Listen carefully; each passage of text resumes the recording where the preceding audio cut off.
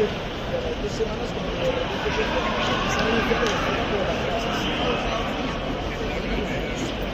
Me dice, ¿esto qué tal? Y le digo, nada, tranquilo, no sé, nada, pues, nada, escucha todo. Vale, de hecho, vale, ya le preguntas si quieres hablar, si sabe algo y ya está, ¿sabes?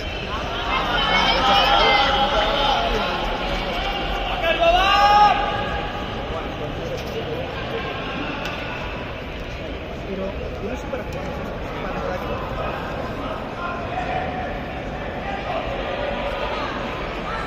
Claro, eso pensaba. O sea, la equipación que cabe.